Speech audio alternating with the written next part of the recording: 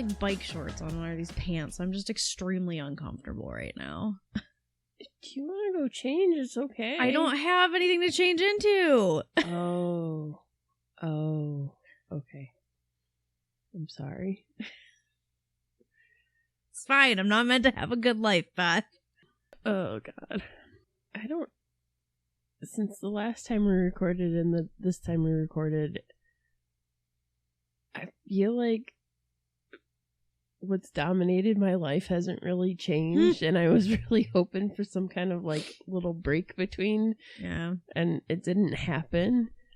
And, you know, in talking to people at work yesterday who I hadn't seen in a while, they were like, oh, like, I don't know. They were being very cavalier. And I was like, I have not had a real break in the work that we've had to do in weeks. Yeah. I'm tired. Yeah. And they just kind of looked at me, and I'm just like, it's not the same type of tired like what you're dealing with and what I'm dealing with. So I don't know. I don't know what I was looking for. I guess maybe sympathy, but no sympathy happened. Oh, no, God. They're like the person who's inflicting all that on you. Yeah, that's true. I just have been in a foul mood for like 5 days now, and it's not getting any better. And I'm like, right now, experiencing like, and I know this about myself, like I know this is just how I am as a person, and it's probably something I should work on, but I don't know how to fix it. But like, I'm just like self-analyzing right now, like something I had to do this morning. And, like, in the grand scheme of things, it was probably fine. Like, no one died, all right? Like, it was probably fine. It for sure could have been worse. But I feel like I just did, like, a really shitty job. And, like, that's only coming from me. Like, the other people that I was, like, working with did not do anything to make me be like, wow, they hate me and think I suck. Like, they did not do that. Like, feedback I got was delivered in like a very kind manner, and was like literally prefaced with like don't be offended, like I'm just saying this. And I was like, no, please, like tell me, because I need to know.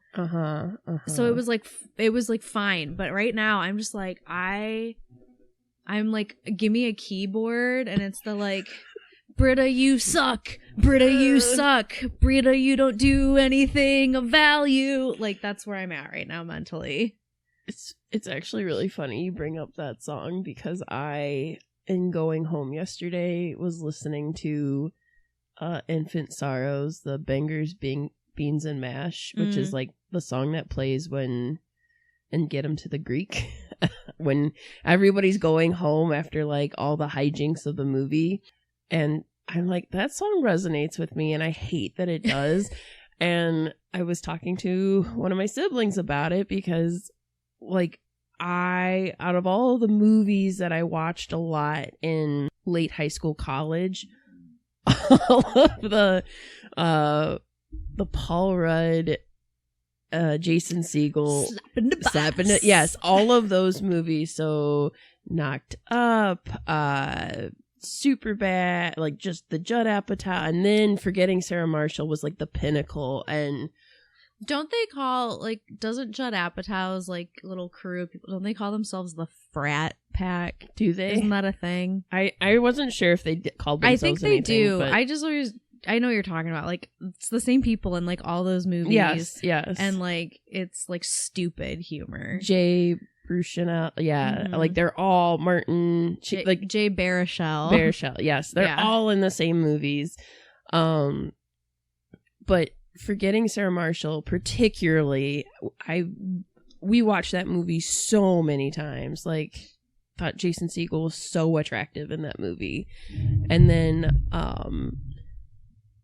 we were talking about how how the movies have aged, and I was like, Get 'em to the Greek has not aged well. No. Like, so many people are problematic in that movie. Yeah.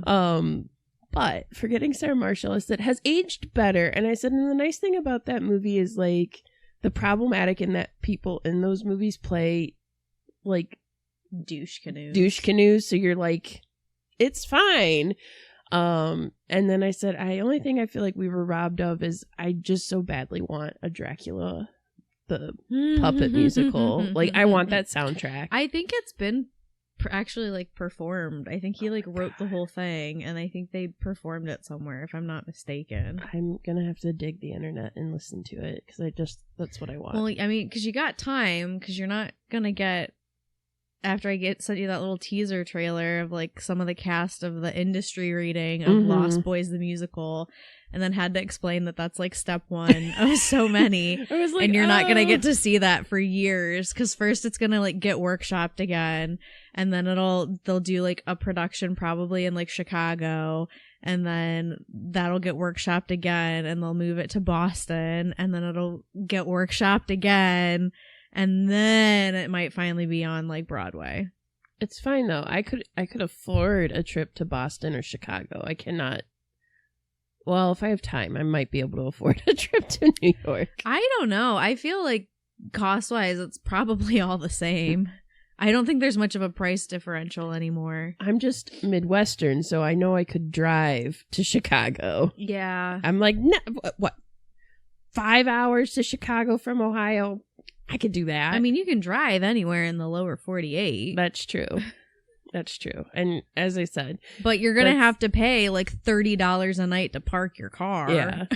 That's my favorite, like Midwestern thing about just in general is like, and that's what I dealt with in college. I was like an oddball at college for having a driver's license. I'm like, but you don't understand. Like, I'm from Ohio. You have to have a driver's license. Mm-hmm. And then, like, when I interned in New York, like, for a summer, I was the only intern that had a driver's license. So they, like, stuck me with other, like, staff people, essentially so I could just drive. Mm-hmm. And then, like, taking the BQE for the first time, I was like, what is this? Why are we just stuck in traffic? This is literally, you're not going anywhere. You're not going far. I don't understand why this is so clogged. Yeah. And people drive terribly. Well, yeah, they all drive like a-holes. And so, yeah, I was in my feelings yesterday about a lot of stuff. That's funny. And I was like, man, I just so badly want. And I was like, Jason Segel's so cool, right? Like, he's fine, right? Let's hope. I was like, please. Forgetting Sarah Marshall got me through so many emotions in college. Also, did some digging after we talked about aliens, and I'm a little disappointed that all crop circles are faked. They have come out on the internet, and experts are like, oh no, they were all man-made. They were all man-made back then, especially in the 90s when they kept popping up like daisies. And like, two of the guys in England who like made one of the original really famous crop circles next to the Stonehenge, they like explained how they did it, and I went, man, I'm so sad that there wasn't more to it than people going around with like a stick and like in the night just taking a few hours to make like circles. That's like hard to do without like breaking stuff though. I mean, I'm impressed, but I'm also just sad because, as I said, I thought maybe there was more to it. And there's not. I was like, oh god, you remember the really famous one that was like, it's just like circle, circle, circle, circle, and I feel like the X-Files used it. It was like all 90s, like, you want to talk about aliens and crop circles, we're going to use this image. I don't know. I always think of the like, because when we were talking about Project Blue Book, the one picture of it's like in New Jersey, I think, like a UFO that's they like used all of that in connection to like the Project Blue Book stuff. That's the thing that's on Mulder's I Want to Believe poster. Oh. Yeah, this one I was talking about. Okay. I'm just, real sad, guys. I questioned what happened to crop circles. Well, I don't know, I guess people got the internet. And they were like, we got better things to do than to go outside and mark stuff with a stick. Let this be a lesson to never ask any questions, because you'll just get answers that disappoint you. Yep. Live in ignorant bliss forever. Amen. Well, I mean, that makes movie watching a whole lot easier. Yeah, talking to my sibling, they're like, started listing all the people who were in Get 'Em to the Greek, and they're like, wow, that aged so, like, spoiled milk so badly. And I was like, yep, this person too. What? Wow, I can't think of a cast member that I can't think of one that I'm like, you okay? Be careful. You keep shrugging your shoulders and hitting your mic stand, and I just feel like they're hearing like doing, doing, doing like every 5 seconds. Someday, listeners, we'll plug in our headphones and actually listen to our insanity along with you while we're recording, so that we don't have to question whether or not you hear things. But that is not going to happen today. No, maybe not next time either. We don't got time for that right now. Who knows when it'll happen, but not right now. Nope. No. So, there was one other thing I looked up that I was like, I want to talk about this, and now I can't remember what it was, and I'll just save it for next time. Just save it for next time. I always try to like save things in, like, if I see something on Instagram, I try to like save it to bring it up later, and then I get here and I'm just like, like I don't feel like looking for things anymore. That's how I feel when I go into work. Listen, like, I said something about me being in like a terrible mood for the last several days to somebody, and they were just like, yeah, but like, you're at work, so I feel like being in a bad mood makes sense. And I was like, fair. I just, since we've worked together a very long time, I always think of when we had former terrible boss. I know what I wanted to talk about. Go ahead and finish your story. Like, I always think of my mood then, and like the vibe check I would get every morning. Like, I would literally have to mentally prepare myself to go to work every morning.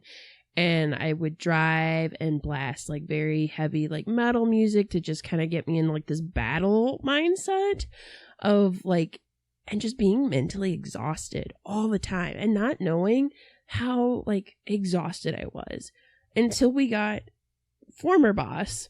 And I think it was maybe a week or two in, or maybe two to 3 weeks in, because it took a little while. And realizing that I was actually in an okay mood to go to work, and like that palatable just relief.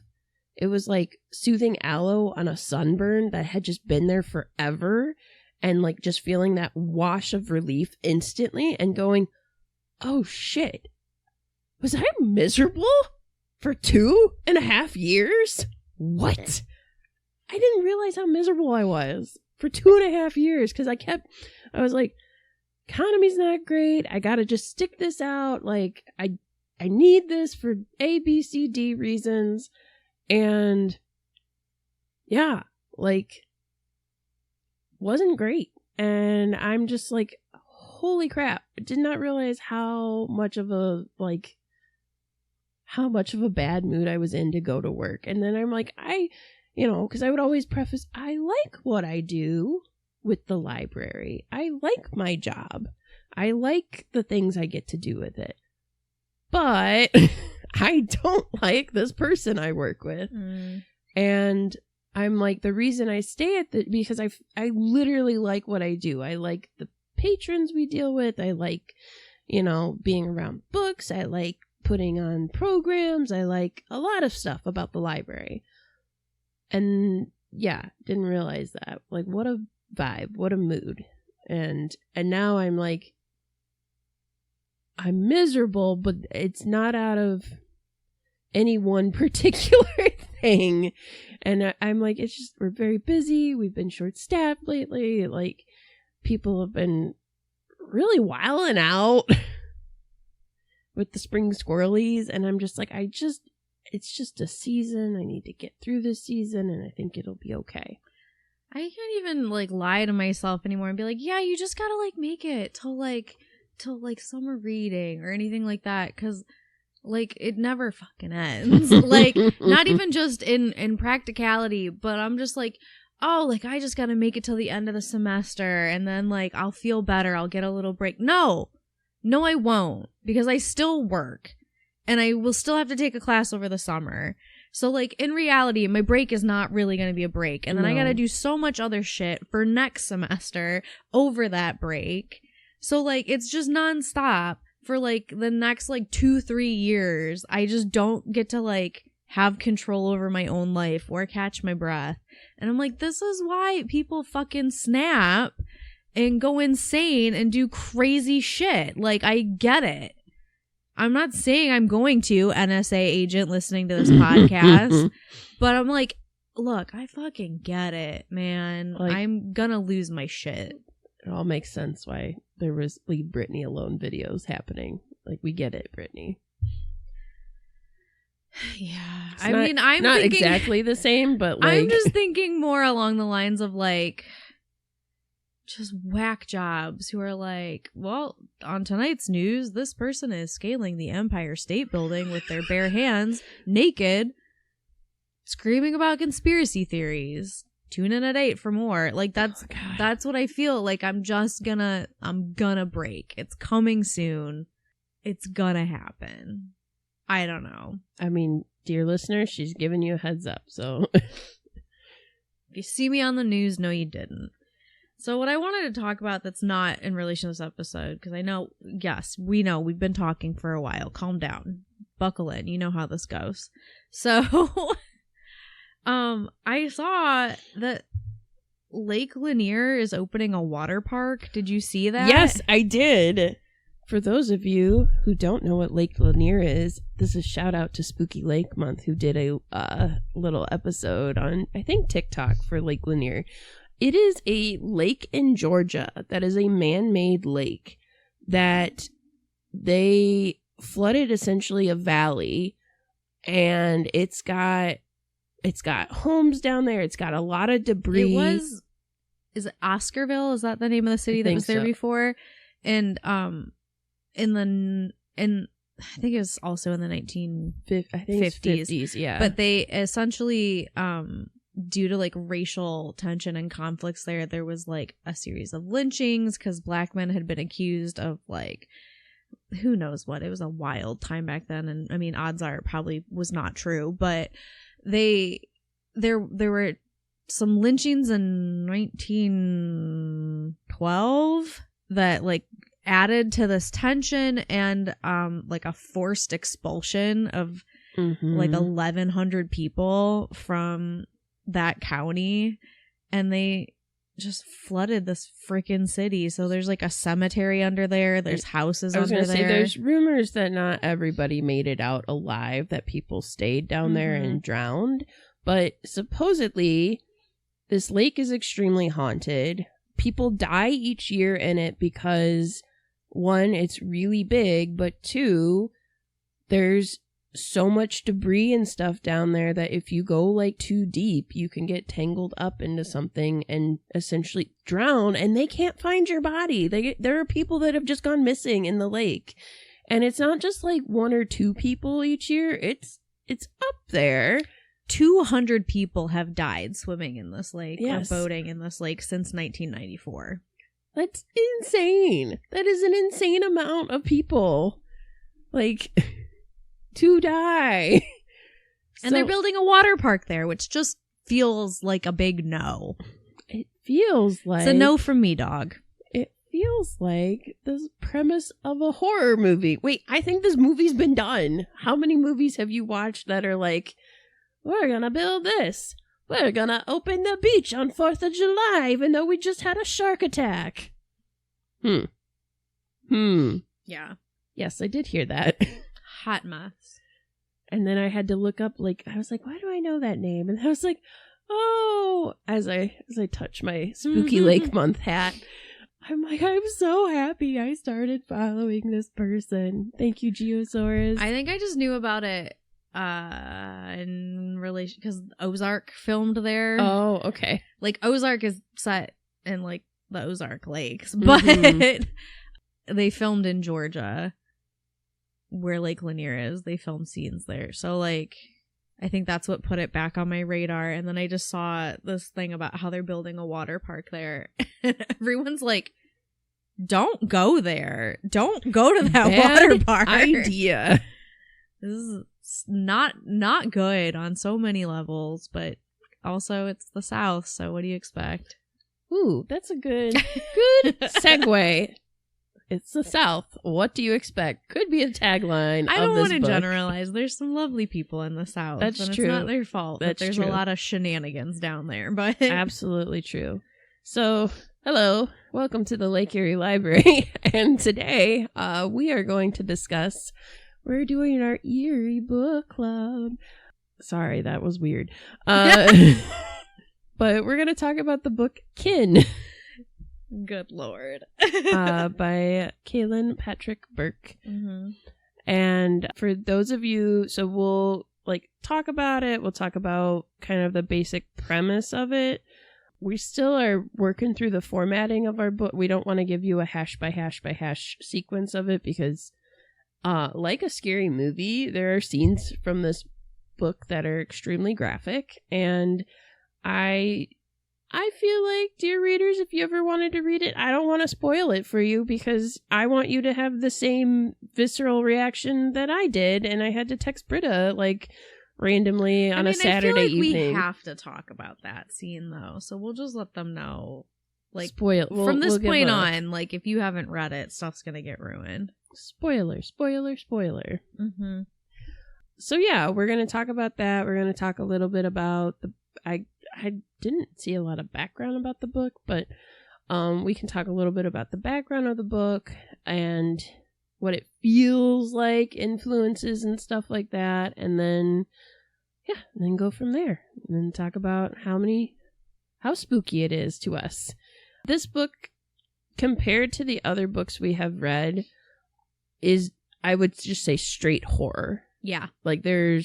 Straight horror is the best way to describe it. We started with Different Seasons, which was barely horror. It had horrific elements to it, but it was mostly I don't know, I don't want to say dramatic, short stories, but spooky light is what we called it, which is fair. And then the Grady Hendrix book we read had a lot of comedy to it.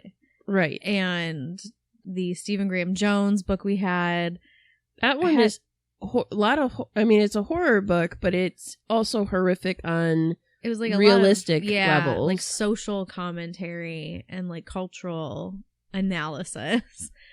And this is oh damn, that's fucked up. That's it. That's the review. So thanks for listening. Thanks to our spooky sponsor, 24 minutes. We have a new record. No. But yeah, so let's talk a little bit about the author. All right. I'll let you start with that. Okay. So Kealan Patrick Burke, he was born in Southern Ireland with a name like Kealan Patrick Burke. I know you're all so surprised. Doesn't sound Irish at all. Again, this is sarcasm. And he has said that he just has always known since his childhood that he was going to be a horror writer. He grew up in a family where both his parents loved horror and all of its elements, movies, books. He was talking about his influences. I said, Lovecraft, Poe, King. I was like, you got the big three there. Right. And then you add into that, we've talked about it before on here, I think probably in our Danny Green episodes, maybe in Leprechaun as well.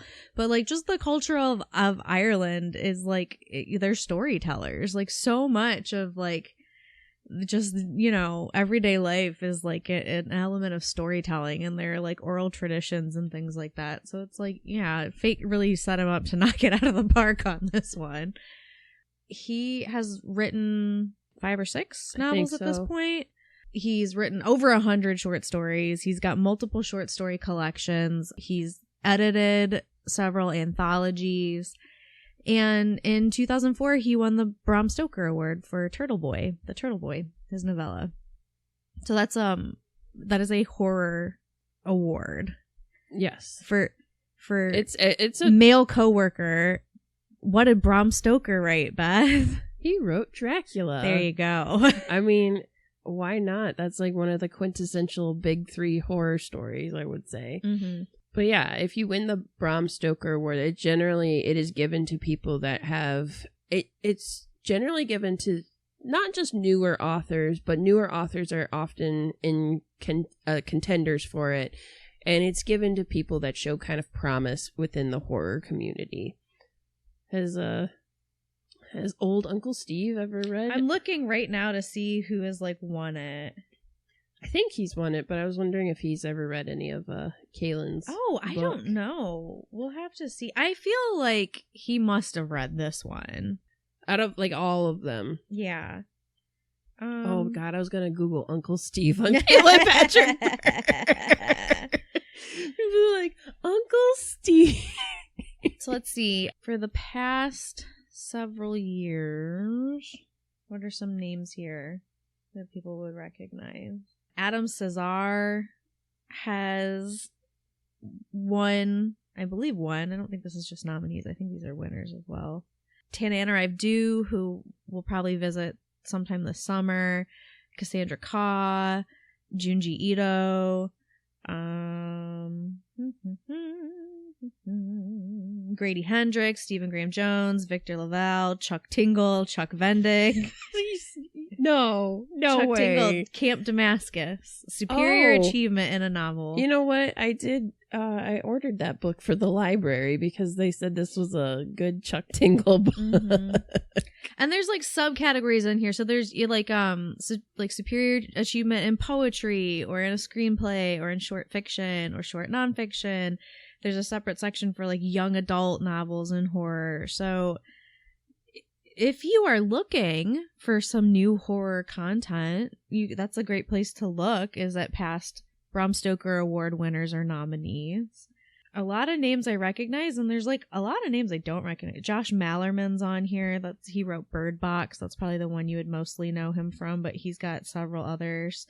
Jordan Peele for Out There Screaming, his book that just came out somewhat recently. I don't see anything on Uncle Steve giving any reviews for stuff, but I feel like if he read any book, it would be Kitten. Probably, or Sour Candy. That's another really popular one. The thing I vibe with is that Mr. Burke has had a very like Brita collection of odd jobs in his life. Like, I used to say before we started this podcast that I should start a podcast called I Should Probably Be Dead and just tell all of the stories where, like, looking in hindsight, I'm like, wow, that was not a good idea. Like, how did I survive that? Not good choices or something like that. But a lot of them have to do with my, like, plethora of weird jobs. I've been a restaurant hostess and server. I've been like a personal assistant doing data entry for someone who ran their own business. I have been a baby wrangler for a photography studio, which meant that I just worked with child models hands-on. It was like crawling on the floor while we were shooting like product photos. I've been a cocktail waitress. I gave ghost tours that I walked around in. I've been a professional mascot for Major League Baseball. I've been a character performer for one of the biggest vacation destinations in the world. I have been a substitute teacher. I have taught swim lessons. I have performed on like local theater stages. I was a PA on a movie. I did extra, like, so eclectic, right? Like just a bunch of weird shit. He has been a waiter, a drama teacher, a map maker, a security guard, an assembly. Google Maps? A map maker. Okay, I thought you said mat at first, and no. I was like, MAP. Like a carpet? Interesting. A security guard, an assembly line worker at Apple Computers, a salesman he specifies for one day, a bartender, a landscape gardener, a vocalist in a grunge band, a curriculum content editor, a fiction editor at Gothic.net, and most recently, a fraud investigator. Ooh. He also designs book covers through his company Elder Lemon Design. So he's got a lot of life experience, which I think is important because he writes these characters so well. Like Right. every character in this book is so well developed and feels like a real person. So, and also he's got several of his books have been optioned for like movies. So we might see some movies made out of his stuff soon. I'm really surprised they haven't made Kin into a movie, just given the premise of it and stuff like that. But yeah. I feel like if it came out right now, it would not do well. Because No. it's not really the vibe in horror films at the moment. No. There's a lot of possession shit right I now was gonna in say, horror yeah, movies, that's- and I am not thrilled about it. But It's like 90% of horror right now is possession movies, remakes of possession movies. yeah. Or like ghosts, but ghosts are a metaphor because it's an A24 movie. That is kind of like a crash course. I did On read him. he wrote this book in 6 months, but he didn't give like much more background than that in the interview I was reading. And he likes zombie films, according to the which I was like, man, who doesn't? I love zombie films. That was my gateway drug into horror movies. But yeah, so we're gonna talk about Kin, and then we can.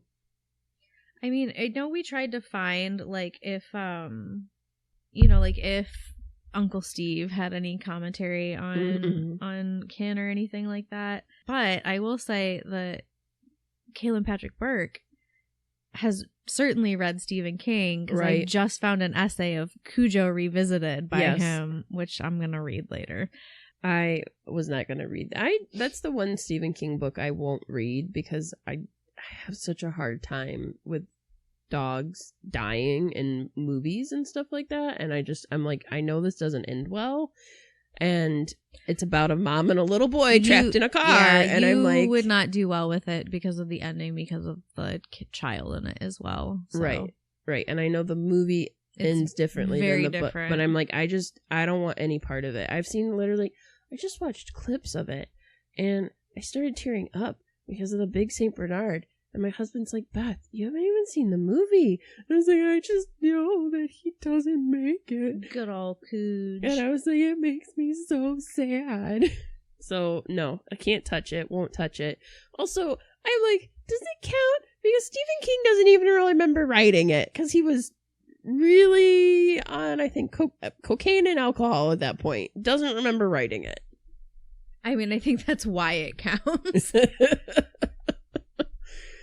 There's also this weird subplot in it with like a cereal and like the PR marketing campaign behind it, and like the cereal it's been so long since I read it, I can't remember the specifics. There was something along the lines of like it like had red dye in it, and so like when you ate it, it like looked terrible because it looked like you were like bleeding in your mouth, or like when you went to the bathroom afterwards, and it scared everyone.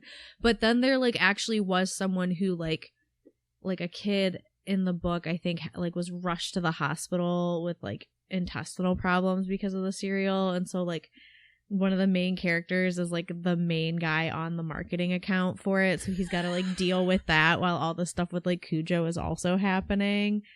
I don't know, it's wild. It's weird, it's very weird. But anyway, we're not talking about that book today, we're talking about Kin, so circle back. Yes. Kin was made in, I believe, 2011. Though when I was reading it as an ebook, it kept saying 2015, which made me really confused because the book's actually set in like 2004. So your main character in it, as just a brief synopsis, it opens up with a girl named Claire, and she has escaped something very akin to, it's in rural Alabama, I believe. And she has escaped essentially...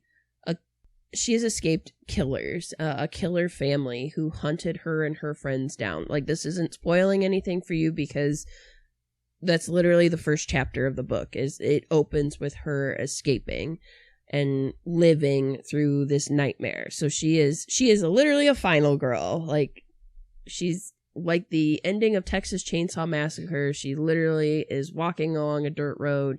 She gets picked up in a pickup truck. She does not have that same elated feeling that the final girl in Texas Chainsaw has, where she's like screaming with like joy and also like I'm alive type of like elation. To be fair, she's in a pretty rough state. Yes. when they pick her up.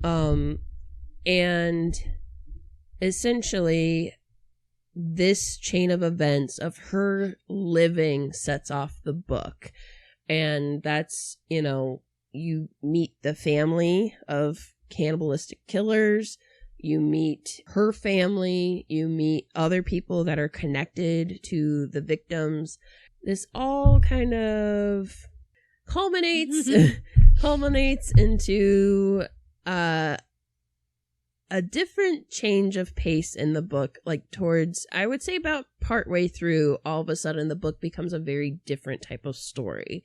So at first it's like, it's starting with kind of the aftermath of like, what would the ending of a spooky movie of this nature look like? That's what I like about it. I think that is what like stuck with me after I read it, is that this is very much the like, okay, the credits rolled, the final girl made it out.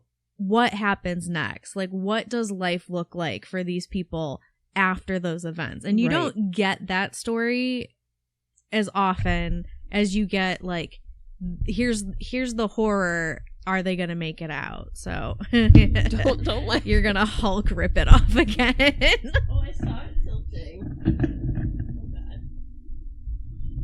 Oh god. I mean, like we've mentioned, it is very graphic at certain points, which is usually, it's usually not as much my cup of tea as there's a lot of like body horror in this too, which is also not usually my favorite, but I think it's just like so well and like viscerally written that it doesn't feel, I mean, I've seen people describe it as like schlock, but I don't agree, because it doesn't feel like hostile, here's gore for the sake of like, I just want to be gross. It feels like necessary. I was going to say it's written in a way that doesn't bog down the story where you're just only caught up in the graphic detail. In that way, it does very much remind me of like Stephen King, where when Stephen King's very wordy, and this book is not super short by any means, but the parts that are graphic, the parts that are descriptive, it's setting up a vibe. It's setting up the scene for you. It's describing this in detail where you have so much detail and you're almost overwhelmed, but then like it changes and then you are moved along in the story. So it's never done in a way where you're just like, I am only caught up in these scenes of gore and graphic detail. And don't get me wrong, there are scenes that like I read and I was like, I don't want to reread that because I am like, holy shit, what just happened? Yeah. But then I have to, because I'm like, oh my God, I went through that so fast because it was like so much body horror that I don't really, my brain's not processing what just happened. I don't feel like it's done in a way like it doesn't feel like it's exploiting that. Like it doesn't. No, it's done purposefully. Yeah. And you know, I think that's important because it's also a book, and I mean, we could sit here and chew, I don't know, the cud or whatever. I don't know that expression. We could sit here and talk about.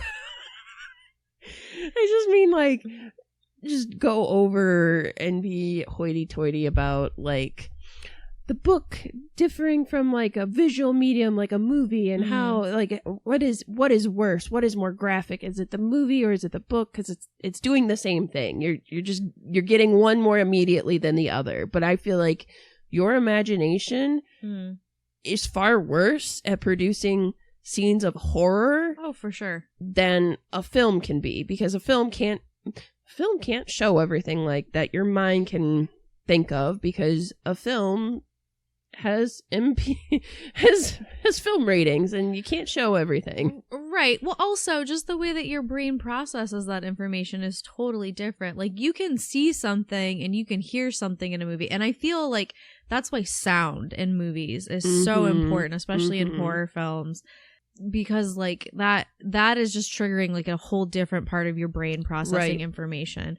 Whereas when you are reading it, like, it is happening, you are painting that picture for yourself in your brain. Right. So you're not only getting, like, a visual that is going to go as far as your brain can take you, but you're also inherently connecting some sort of emotional aspect to it because it's happening inside of you. So, like, whether or not you're getting that information, you physically are going to have some sort of emotional reaction to it. I mean, when we first, I feel like setting the scene, when I first started reading this, I was like, I don't want to read it at night because I don't know how spooky it is. Is it like possession spooky? Because I don't read those before bed because I don't like having really messed up dreams. This did give me messed up dreams, but that was when I was like emboldened. I was like, it's not that bad. Oh, contraire. But like when I first started reading it, the first thing that's really painted as a picture is you're on this dirt road, you meet Claire, she is badly hurt, she is escaping, she is fighting for her life, escaping. And they just talk about how like hot and muggy and gross. And I was just like reading it and like I could hear like cicadas in my head, like you reading can hear it. the cicadas. I kept hearing the twang of orchestra music and like Texas Chainsaw. It's like the beginning, it's like that where you can hear when it you're playing your violin like below the bridge instead and of and I could hear that jarring visceral noise to me, because when I watch those types of movies, when I watch like Texas Chainsaw or like Wrong Turn, which is very much what this put me in mind of immediately, or Wrong Turn, or like Deliverance, or I got any of those real strong Wolf Creek vibes from this. Have you ever seen that? I have not seen Wolf Creek, but when I think of those movies, I always think of like even like The Hills Have Eyes, and movies like The Devil's Rejects. How dirty and gross everybody is in those. Like, they're sweaty. I was just gonna say it feels so sweaty during so many scenes, and you're just covered in filth, and like everybody smells, and you just know that like you're gonna gag at the sensation of like what you're smelling, and it's like all encompassing. Like, it's just the land itself smells like that because it's just swampy and dirty and gross, and it's hot. And there's no kind of relief from that. And so I was picturing that because I've been down in the South during like the summer. So I know what that feels like. And then I was just picturing on top of that, the twang and hearing like this like jarring noises of like the cicadas and stuff going, but also like that twang. And I was like, ugh. Oh, I'm already set up for a vibe that I can't unfeel because I have all of those visceral, like, I've felt that before. I have heard that before. I have smelt like that swampy earthiness that you get like down south like that. Like, I've experienced all of those things. You know, you've smelt blood before, I'm sure, because as a person who has a monthly thing happen, you've smelt blood before. And like having a tater tot, I have smelt the gamut of bodily fluids. So you're just like, like all of my senses were being at play and reading this. Also, like yes, it feels sweaty, but also like that opening scene, and we keep talking about this opening scene because I do think that not only is it incredibly well written, and it like is immediately like you are in the thick of what is happening with it. There's no gently leading you down the road. Oh, and now we're in the scare. It's like right from the jump, you're in it. But it's also like, you know, when you're out and you're like the sweat has dried on you, and like I remember like going camping, or like if you went out and like spent any time on like a farm and like the dirt is like stuck to you. Yes, because you're sweat, sweaty and it's like dirty. in your nostrils, and you can just like taste it, and you know that like for like the next 3 days when you blow your nose, it's gonna come out like black from like all the stuff you inhaled. Like that feeling. Yes. Yes. Like I feel like the first like third of the book has that feeling to it. So, yeah, I mean, that's the premise of Kin. Like you're going to meet a cast of characters. It does actually. So Claire, you find out from the book, is from Columbus, Ohio, which I was like, oh, I was delightfully surprised at that. But I will say, actually, that was probably, to me, the most unrealistic part was there's a lot of driving back and forth between places. And they're like... You literally started this podcast episode by saying, I could drive to Chicago. It's 5 hours. I was just like, how did you get all the way down south in 9 hours? I thought that was like a 20-hour drive. I don't know. No. I guess it just depends where in the south. Yeah. I'm thinking Florida. And Florida itself is a very long... Like, it is deceivably long. Geography is not the United States' best subject. We're really bad at knowing where places are in the world, but we're better at... I think I'm very good at it, but... We're better at kind of... I don't know. I feel like Midwesterners have a pretty good idea, because we're like, can we drive it as opposed to flying it? Okay, good. Anything personally more than like 12 hours, I'm like, ooh, that's a long drive. Like 14 hours, I'm like, that's kind of pushing it. 12, I'm like, all right, we can do that. 10 and below, I'm like, yeah, I can do that in a day. No problem. That's like a work day. Yeah, well, it would be less than 9 hours, honestly, because I just looked at it. It'd be like 7 hours from Columbus to Elkwood, Alabama. Yes. Okay. So, yeah, there's... Here's Alabama.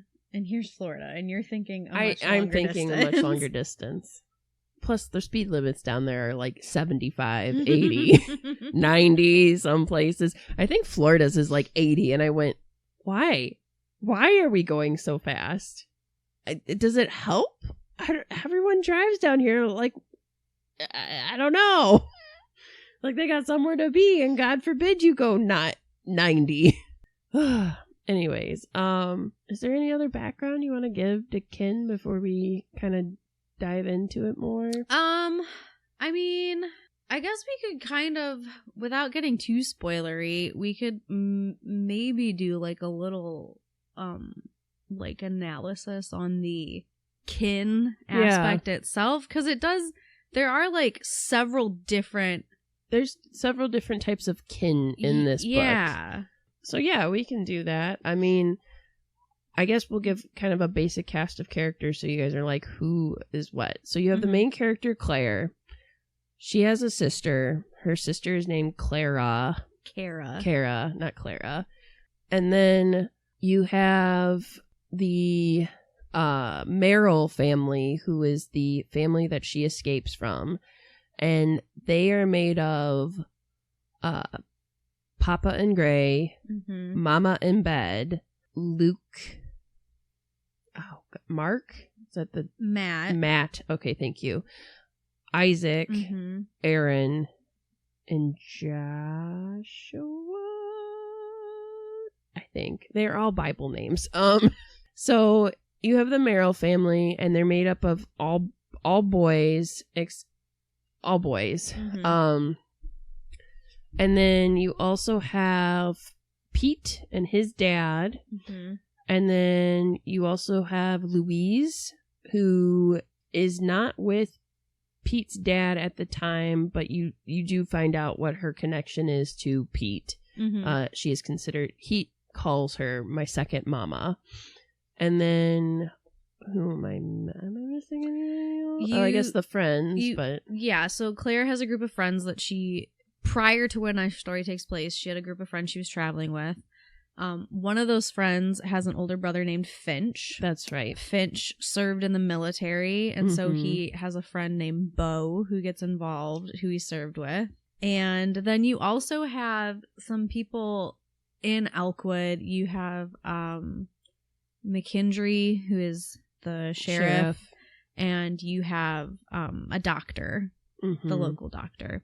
So all of these groups and these people sort of have these different connections to the word kin. Like, kin is essentially like, that's your family. Right. So there's different types of families. There's your blood relatives, like the Merrill family, who are an actual family. There's Claire's family. It's like her mom and her sister. Right. There's Finch and his brother.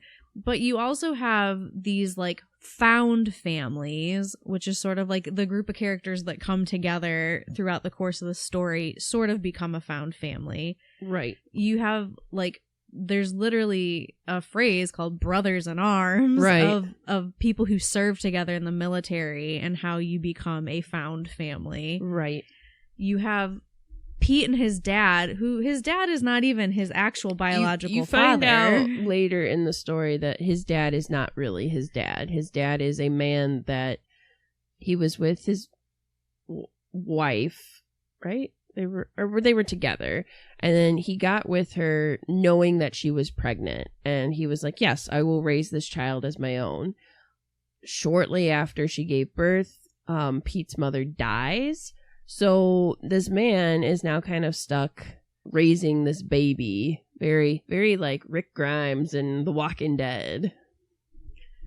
Which, that ain't spoiling anything for anybody, because that show's old as dirt now. But yeah, so I mean, and I don't think he like is begrudging about it either. Like, he's like, whatever, like, that's my kid, I guess. Like, I'm raising them now. Yeah, so. He's not a great dad, and he admits as much, but like, he does take care of Pete. And then Louise, who gets with Pete's dad for a while, and then she ultimately does leave him, but she was with them for a few years, essentially becomes Pete's mom, and like does everything a mom would do. And so she does feel this kinship to him, because that's like, she's never had biological children, so this is the closest thing she's had to helping raise a child. So yeah, they're definitely different. And even, I would say, the friends subgroup, like, of Claire and her friends, like, she has her best friend, Katie? No, God. I am not good at remembering character names. Yeah, I didn't have time to write them down before I'm we here started. for the vibes, like, obviously. So she has her best friend, and then there's Stu and Danny. She was dating Danny. Her friend, I want to say Katie, was dating Stu, but they break up in the middle. They're having essentially that kind of post-graduation field trip. They're sowing kind of their wild oats. They're traveling around the United States, and they decide to like kind of reconnect with nature and get back to, like, you know, just do what all young adults do. They're going to go out camping and explore and stuff and do dumb shit and probably drink and, you know, get messed up, but they don't have parents there, so it doesn't matter. What they don't bank on, like a lot of kids don't bank on in like spooky movies like Texas Chainsaw Massacre, is that there's going to be deadly consequences to their actions. Like, you know, most people get to live and tell the tale if they get like too drunk and, you know, almost have alcohol poisoning in the middle of the woods or something like that. These kids don't even get to make it that far. We know this. It's told in flashback sequences, but we know this because Claire is telling us this, and Claire is obviously the only one living. So there's no surprise. Like, I'm not spoiling too much for you. But she talks about her relationship with her friends and how, like, her best friend was there for her when, like, her sister wasn't.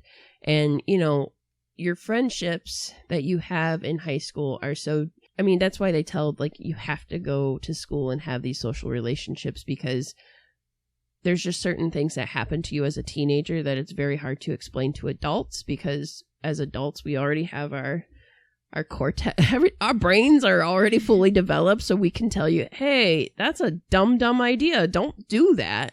And, you know, we just want you to be safe and whatnot. And your teenage friends are going to get into like the complexities of like teenage angst and stuff like that, that like we adults just, we were there, we've done stuff like that, but we're just not in it like that anymore. Yeah, I think also at that age, like your idea of, again, tying this in with kin, is that like the circumstances of everything seem so much more dire when you're a teenager. Like if you're not just blindly loyal to your friend group, then you're a shitty friend and we don't want to hang out with you. And oh my God, my life is over. My friends won't talk to me. Like you don't have that other life experience yet where you're like, oh, like I have like my work kin, I have my home kin, I have my personal life friend kin, I have my weekend community basketball team kin. Like you don't have, like it is like your home family and your friends at school, and that's like your whole life. So then there is like a whole examination sort of throughout this book, whether intentional or not, about sort of like what does it mean to be kin, like what is implied with that, and your standing in your social group. Like what happens if you are disloyal? Like is that even allowed to be considered? What is the punishment if you are disloyal? Right, because the relationship that like Bo and Finch have as brother in arms is completely different than like what the Merrill brothers have. And the Merrill and they're all similar kind of in structure, where like the Merrill family are cannibalistic, they're hunters, and so they have been trained together. They are united under their mother and father as the ultimate authority figures, and it's got a religious overtone of like they are serving a higher purpose with God, and they are protecting their family with the idea of like they're not going to be influenced by the outsiders and this poisonous, like terrible, like other world people, which are us, that's just normal Joe Schmoes, that they are, I wouldn't say better than us, but that's kind of how, like, they are holier than us. They are serving this higher purpose, and they are hunting us to consume the flesh to show that, like, they are better than us. They are, like, more than us. And I feel like maybe now we're, like, in spoiler territory, so maybe we should back it up for a moment and be like, hey. But, just to make it, so these boys are training together, right? They're learning to hunt people, but they're learning to hunt. But Finch and Bo are brothers in arms. They serve together. So this is set in 2004. So the big event that led up to this, of course, was 9/11. So that is mentioned quite a bit, which it threw me off because I thought this was set in 2015 at first, because I read the copyright date and I was like, I know I read the date at the beginning, but that don't mean anything to me in my brain right now. And I was like, that was so long ago. Why are we talking? And I'm like, oh, because it's literally set a few years after 9/11, Beth. You're very smart. You can read. But they're brothers in arms, so they've served overseas together. And they've seen stuff together. Like, they're in the army together. They watched each other's backs. Like, they made sure that they both got home alive. And they, too, are hunting in a way together. They are training together, but their relationship is very different than like the Merrill family, and like what passes as okay between them may not pass okay between the Merrill family, and how they interact with one another without spoiling any further dialogue or any of that fun stuff. So yeah, so from this point on, even though we kind of like did a little bit of spoilers there unintentionally, like if you're like, okay, I'm gonna read it, like now's your time, stop this, come back to it later. If you don't care, great, we're journeying forward. So again, from this point, you can't yell at us about spoiling things. All right. I did get feedback from our one coworker who said, I like your spoilers. I like that you get nitty gritty into your book views. I said, well, not everybody likes it. I think it's I feel like you can't get mad at us if we're telling you like now we're gonna spoil it. It's when we don't warn you ahead of time. So I apologize for what we just spoiled in that little discussion of kin, but lightly spoiled, I would say. Like, I mean, if you've watched any of the movies I've mentioned, like, it's same vibes. Some people just like to go into stuff completely blind. Like, they're like, give me like the little taste, the teaser trailer, don't spoil anything for me. I just want to know like a general idea of what this is going to be, and then I'm going to go read it and experience it. And other people are like, it's fine. Like, you can tell me whatever. So yeah, now we can, so I guess let's just talk about like overall. I liked this book. I actually just reviewed it on Goodreads. I gave it a 5-star review because I am very generous on Goodreads, and I'm like, did it move me in some way? Yes, 5 stars. I'm somewhat less generous, and that's not because this isn't a good book, but I'm just like, unless it truly like blew my mind, like bowled me over, I can't stop thinking about it. Like, nothing gets a 5-star. I don't think I've ever given a 5-star to anything, but like it has to be like totally awful, terrible for me to rate anything below a 3. And even then I'm like, is this actually bad, or is it just not for me? So, like, I think I gave it 4 stars, which is, like, as high as you can get for me, usually. I'm just generous. Yeah, that's all. That's okay. I'm like, saying there's anything wrong with that. But I do look at other people's Goodreads just to see. Mm-hmm. And especially, like, especially, like, romantic comedy books. Like, I'll check, or, like, all the TikTok, like, famous ones now. I'll look and see, and I go, did we read the same thing? Everyone on, like, Instagram, all the bookstagrammers are like, this was so hot. This was so steamy. This was so good. This was so that. And then I'm like, 3 stars for me. It was average. I'm sorry. I did not. The character development sucked. The spicy scenes came out of nowhere. Like, I don't mind spicy scenes, but I also feel like they do have to serve a purpose for moving the story forward in some way, shape, or form. Like, I'm not one of those people who are like, oh, spicy scenes in movies, gross. I didn't ask for that. That's not consent. I don't know. I'm like, go ahead, Jason Segel, show me your penis. I do not care. Let's see it. Go ahead. Now this I can't. Whole episode is just Beth wanting to see Jason Segel's wang. Like, that's all we've been talking about. I've already seen it. She's like, give me more. Pause that scene. I don't pause that scene because I can't handle the noise. It makes it more funny because there's noise, but like, I can't handle the noise. Anyways, but this book definitely, when I finished it, it stuck with me. And there's certain things that have haunted me because it's so well written visually, I would say, or descriptively, so I can envision it, that like just from the jump, just from the opening credits, just from the jump though, like, you meet Claire, she's got fingers lopped off, she's got an eyeball missing. She walks into barbed wire and doesn't even notice. Like, she's just trying to escape. And immediately, once she is, like, picked up, now this book does jump from character to character, chapter to chapter. And I would say that was not a pet peeve, but I would get frustrated because Kealan Patrick Burke would set up a chapter and he'd leave kind of these characters in a semi-dire situation, or just, it's like, just when it's getting good, and then he's like, and we're on to the next chapter, and you're gonna get a completely different character, and I'm gonna give you like 20 pages of backstory, and I'm like, I don't care about Pete right now, Kealan. I'd like to find out what's happening with Claire. Thank you. But that's the whole point. You gotta wait. You can't just have instantaneous gratification. That's very Gen Z of you, Beth. I know. But I mean, it kept me reading. Me reading.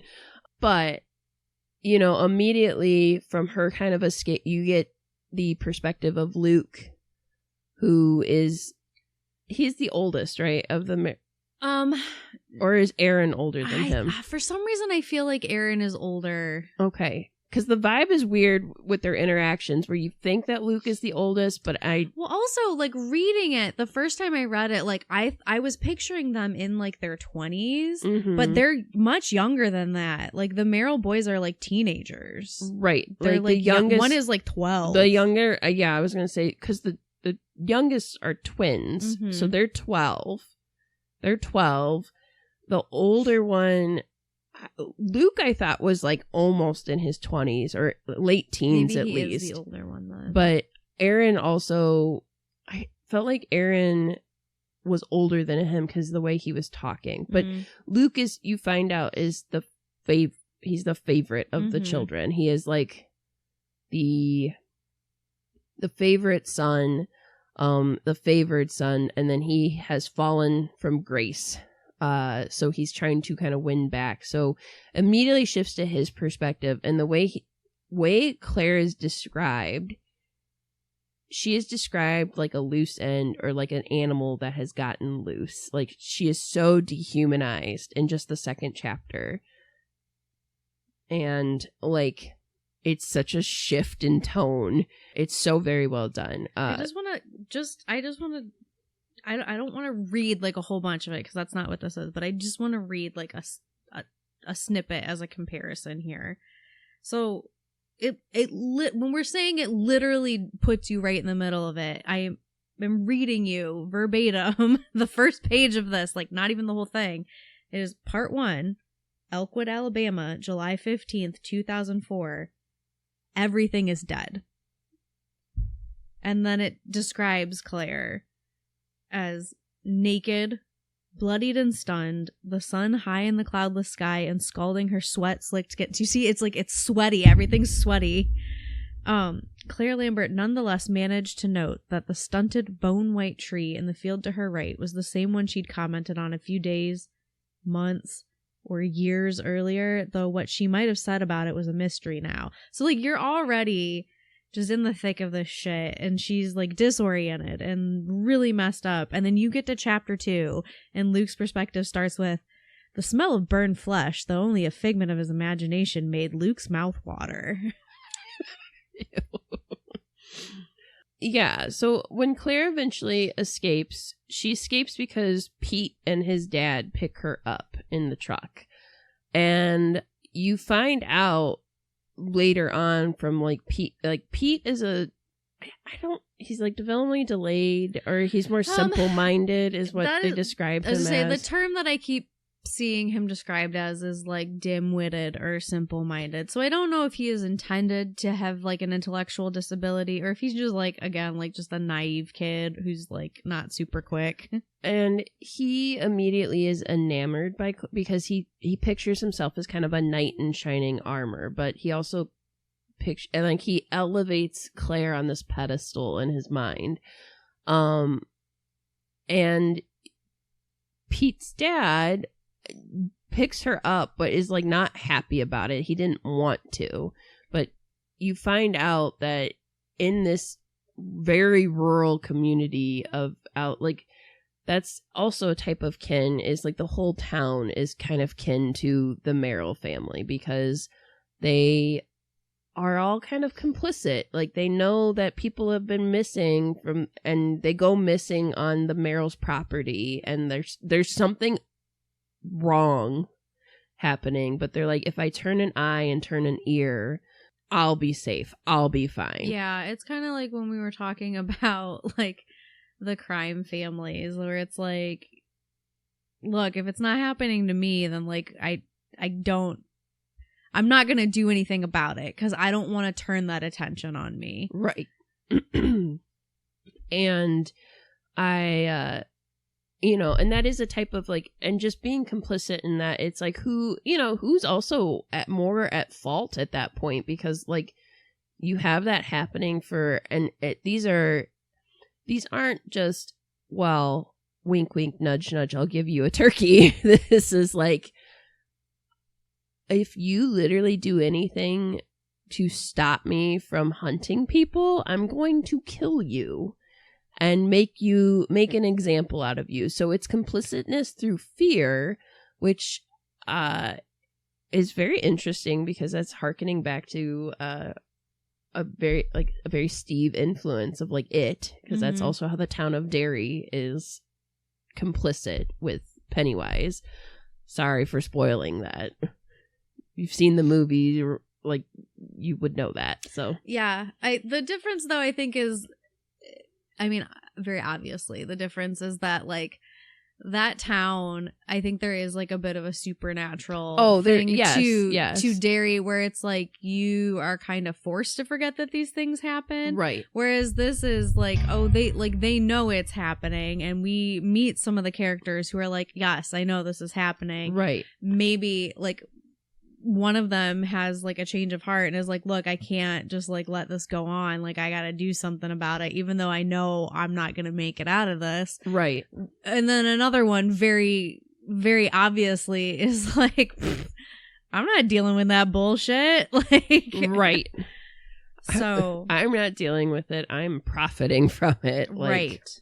So it is very interesting that there is that like element of complicitness, because again, like when you watch Texas Chainsaw Massacre and stuff, it's like, do people know like about this like family, this backwoods family in rural Texas? Like, oh, don't go to that house. That's that. It always smells over there. Well, that also is like another weird tie-in with like the idea of kin, because it is so much a like religious kinship to it. Because like think about, you know, like there's so many instances of like, oh, like that family's so strange. Oh, well, it's because they're like fundamentalist Christians, right? Or like, oh, well, like they're, you know, a tent Baptist revival with snakes or whatever.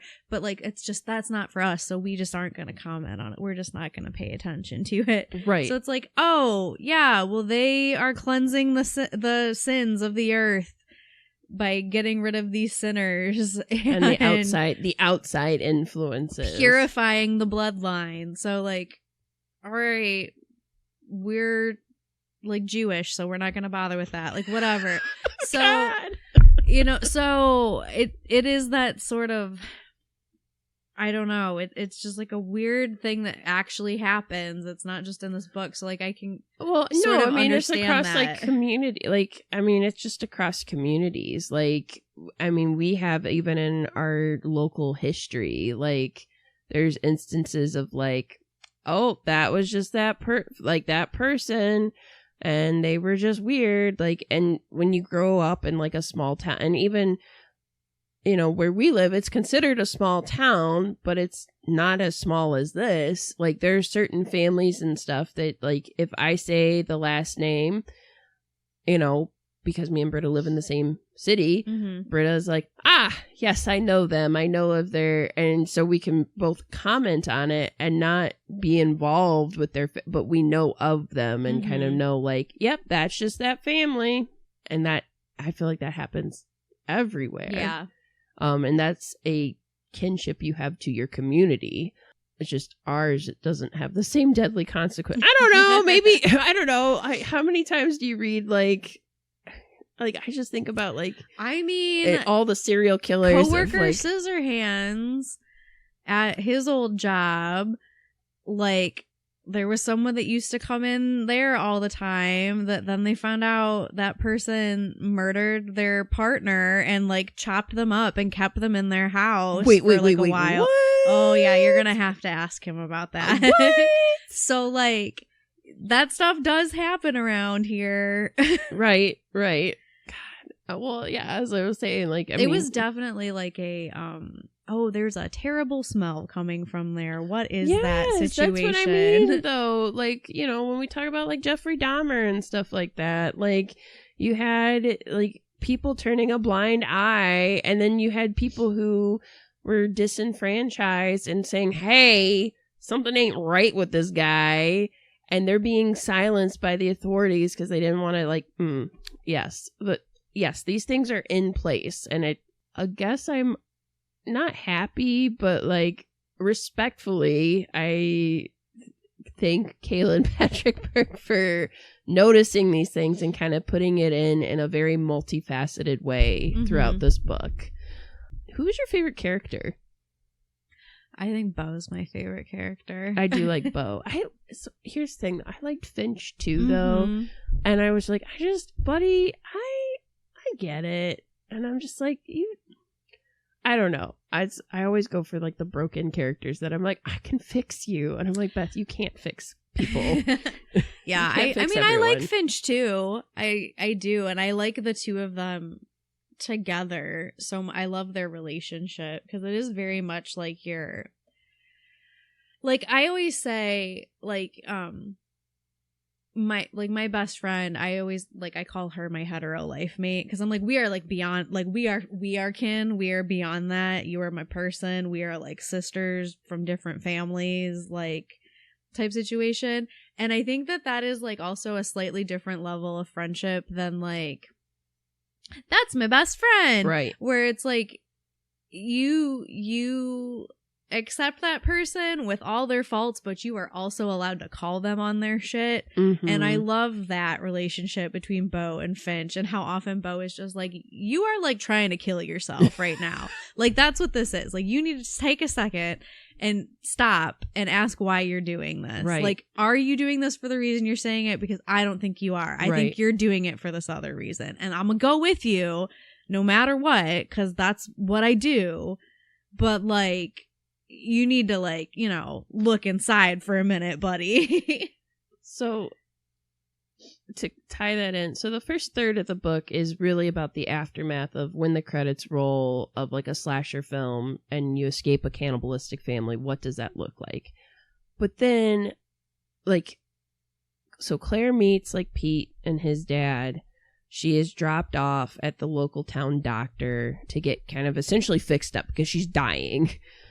And the Merrill clan knows she couldn't have gotten far. They're still trying to hunt her. So the first third of the book is really a cat and mouse game of like, are they going to catch her or is she going to make it out alive? And without spoiling like directly, she does make it out alive, but it's not without casualties. Oh, she's so messed up. She's so messed up physically, mentally, emotionally. And Pete directly has a like direct hand in helping her. And you're like, okay, well, and that was just the first third of the book. But suddenly you find out that the authorities blame the wrong person and wrap up her case and make it very like cut and dry. This is how it is. And she's like, no, wait. That person didn't do this. It wasn't a single it was a whole family. And they're like, no. I think this is like a testament to what a good writer and how well he develops his characters, that I fucking hate Claire's sister so much. I hate Kara. Yeah. Because she is like so like gaslighty to Claire about that, and is so like, I'm not even gonna listen to what you want to tell me right now. Right. I don't care that you are going through it and you are coming to me for support and solace. And what I should do as a good sister is listen to you and help you process this and like get the truth out there. But she doesn't do that. No, she's like, no, shut up. I'm not going to listen to you. I mean, that's not what happened. Explain. He does give her a little bit of backstory of like their dad died at an early age, and Kara had essentially had to kind of take charge and kind of helping raise Claire because their mom took a backseat and just stopped caring. And, you know, so there is like a little bit of it, but it is very frustrating because if you're a horror fan, and especially if you are a slasher fan, it bucks the stereotypes of like, usually if you have like in Scream, for example, because that's like siblings, you don't have like Dewey, the sheriff of all, like the sheriff deputy of all people, being to Sidney Prescott, his sister's best friend, did you actually have somebody attack you, though? Like, did you actually survive something? Or are you just full of shit? And we solved it. We figured out who's doing it. Like, you didn't have that. Like, you had belief right from the jump.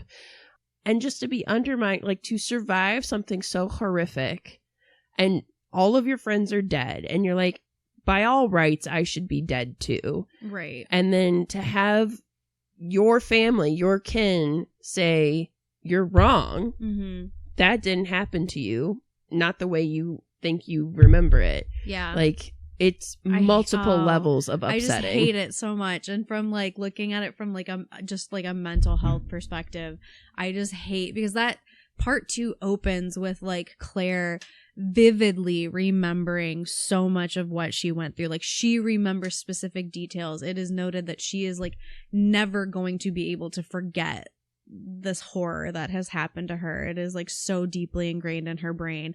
And then her sister is just like, no, you're wrong. You went through a trauma. Don't worry your stupid little brain about it. You're messed up. You don't know what you're talking about. Do you want to make breakfast? We should make breakfast. I'm like, who the fuck has time for breakfast right now, Kara? Right. And then sort of also then like slathers over that with her own past history with Finch.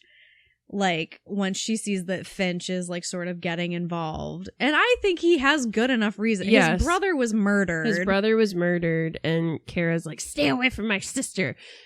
And then she does try to go through it like mentally of like, why am I not allowed? Why is Finch not allowed? Like, they have a shared trauma bond. Like, why can't they go through that? And then she's like, I don't have a good reason other than I hate Finch. I'm like, all right, girl. I love that one scene where they're arguing too about it, and he just tells it like it is. He's like, you got Claire back, so you don't get to tell me what to do. Like, your sister came back, my brother did not. So you don't have a leg to stand on right now. You don't get to tell me I don't get to go down there. So what we're alluding to is after Claire finds out that they caught the wrong person. Well, they didn't catch the person. The person's dead. Yes. But it was a convenient explanation. It was a convenient way for Elkwood to tie it all up in a bow and be like, no, it's finished. Here you go. That's who did it. It's all done now. Don't worry about it. Get it off the national news. Finch, Danny's brother, is like, I don't believe that. I think they're full of shit. And he finds out that Claire also knows that that is wrong. And he essentially makes it his mission to go back to Elkwood to, as he explains, like, take care of business and kill off the Merrill clan. We haven't talked about the Merrill clan very much, and I don't know how much we should. I mean, we can. I don't want to give away, like, too many specifics, because I do want, like, you know, I do think some of it is best experienced in the moment with that. Yeah. But they are, I mean, there's some really just, like, awful things happening within that family as well. Like, is it Isaac who has his tongue was cut out? Isaac's tongue is cut out. Because he swore at their dad. Yes. Their dad is very much old school Bible interpretation of, like, capital punishment. Mm-hmm. And the mother, she's called Mama in Bed because she is bedridden. Yeah, I just kept thinking of Gilbert Grape's mom. Yes, because that is how she is described. And they don't and this is nothing against Kealan Patrick Burke, because that's how it is written, and I think there are people that, and it's kind of the worst of stereotypes, Mm-hmm. but she is bedridden. They don't go with any modern medicine, so she has a numerous amounts of ailments, Mm-hmm. but they attribute it to her fear of the coyotes or, like, the outsiders coming in and stealing her family, and, like, their lack of devotion to God. Mm-hmm. And in all reality, like, she has bed sores because they don't take care of her, because she has these young kids essentially taking care of her. Her own husband's not even taking care of her, really, because he's not the one expected to change her and stuff like that. So they talk about, like, the smell of, like, people sitting in her room. She's shut in. There's no light really coming into the room. The windows are The windows are caked shut with a grime. Like, everything in this house is disgusting. Like, they just talk about, like, a brown grime being on, like, everything. And I'm like, what is it? And I just think of, like, I think because that's what I have as references, like Wrong Turn and Texas Chainsaw Massacre, and like how everything is kind of dirty, kind of dusty, kind of bloody, kind of just dirt. Like dirt. Do you remember, like, years ago, we had a patron who smoked a lot and used to return books with like soot-covered fingerprints on everything? Yes, I was just talking about that the other day, and I said I hated chucking out those books because I would get so mad because I was like, we literally bill this person because they destroyed the books. They are so filthy that there's no way to clean them, and they're like paperback books, so you can't wet them, and they stink. They're covered in pages and pages and pages and pages and pages of soot. Just like by existing in this person's home, where it was clear that they were like a heavy smoker, and that's what it was, is that it was just like everything in their house had that sort of like tar residue on it. And so yeah, that is like kind of the vibe I get from their house, is that it's just like a grime, or like when you go camping and you come home and like you're just like, you didn't realize you were gross because I don't know who coined this phrase, but somebody coined the phrase like living in the monkey house, where it's like you go to the zoo and you get there and you walk inside like where all the apes are, and you're like, oh my god, it smells like animals and like poop in here. And then you're in there for like a few minutes and all of a sudden your nose has adjusted to it and you don't notice it anymore. And so yep, I know that. And so they're like, when you are so in that situation, you don't notice anymore the like these negatives about it. So it is like you are living in the monkey house. You can no longer see this from the outside perspective. That's like their nasty freaking house. But I will say, with a stench. The sons do notice Mama in bed's room stench because the younger ones can't handle it. Yeah. And they literally put bandanas over their faces. Yes. And it is a sign. Luke, who is like the favored or prodigal son, sees it as a sign of the ultimate like disrespect to Mama. And I'm like, I mean, he's not wrong. Like, it is a sign of disrespect, but I'm like, there's also solutions to these issues you guys are having that you guys aren't doing. That poor woman, who is a monster, but that poor woman, give her a freaking sponge bath. Like something. Give her a bath. Give her a new mattress. Yeah, change the sheets. Open the windows. You should have opened the windows like 3 years ago, but open the windows. Yeah, but that's how the outsiders get in. I guess that's how they get to you. So, yeah, and then you have Papa and Gray, who is the patriarch of this family, and it's not really clear who's actually running the show, because Papa and Gray is very religious, and I'm not sure if Mama in bed was as religious or if like she was indoctrinated by him. I get the feeling that she wasn't, because we do meet her brother later in the book, and he is not as sort of like, it's not as much of like a zealot situation. Like he can like look at the family and be like, damn, that's fucked up. Like, and he doesn't actually claim any of them except for his sister. So the Merrill family, while Claire is back in Ohio recuperating and Finch is starting to get ready for his vendetta, the Merrill family is also reeling from kind of making a mistake. A fatal mistake. Yes. Because, and I guess we could probably say that, because it's not like that's super in the spoiler. first chapter. It happened like before the story takes place. Right. That the way that Claire actually escapes is that she kills one of the boys. Yes. She pretends like she was going to seduce him, and they said he was one of the, they call him the slower of the brothers, that he was more simple-minded. and she acts like she's going to seduce him, and she murders him and then takes off. I don't want to say running because she's missing fingers and toes, so she ain't running. Oh my god, yeah. We'll have to like get into a section in a moment where we just talk about like some of like the gross visual body things. I don't want to like give specifics on the one that we talked about because I think they need to just read that themselves. Yes. But yeah, there is in connection with that, there is quite a bit of rape and sexual assault in this story on like different levels and with different people. So that is like your little like trigger warning that I'm giving you there.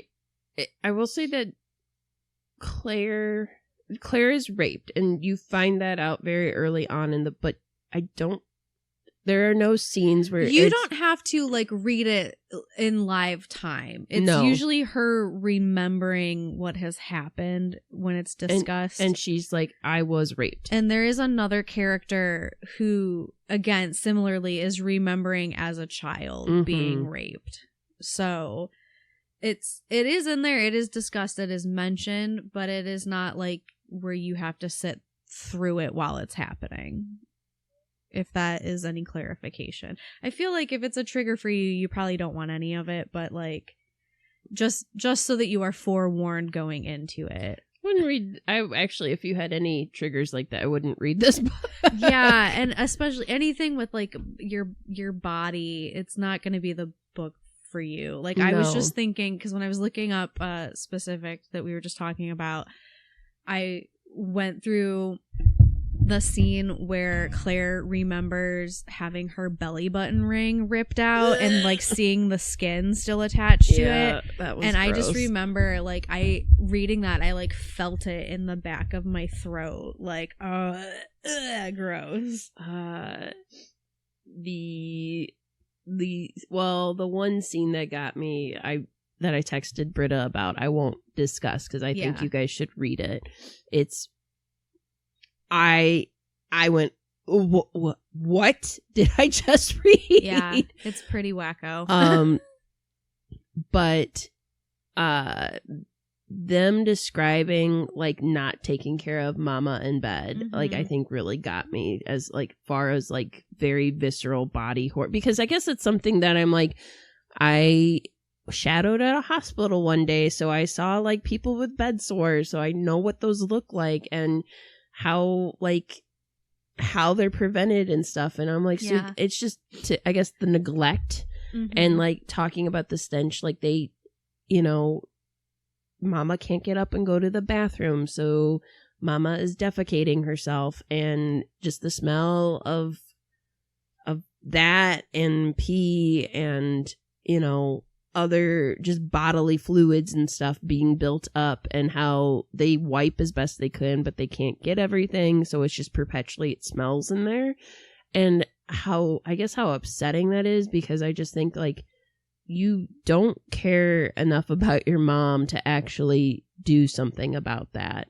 And I'm just like, what is stopping you guys from taking care of your mother properly? Well, but I think to them they are. Like, she doesn't need more than that. Yeah. Because like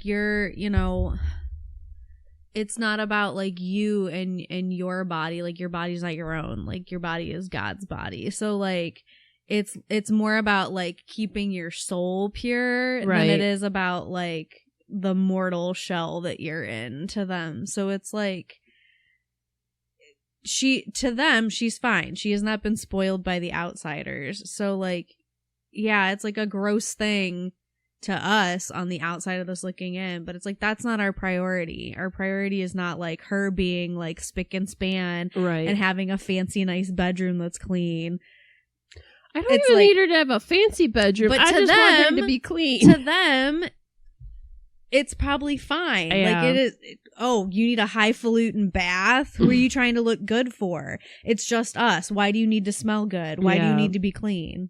You know what I mean? So it's like, I don't know. It's it's strange. And like that is also like the only thing they've ever known. Right. So like they don't know. Right. That They don't know it's not. Well, and then if they question anything, they're immediately like told that's unpure thoughts that they're having. Right. And that is also examined there through a memory of Luke. At one point, you learn that they had a sister. They had an older sister.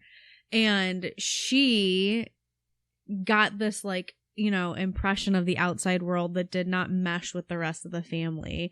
She sort of like separated from their beliefs and was like, I gotta get the F out of here. Right. So, I mean, it is that same thing. Like, they have to keep them secluded because if they have any interaction with the outside world, right, it is going to pollute them and it is going to cause them to stray. Right.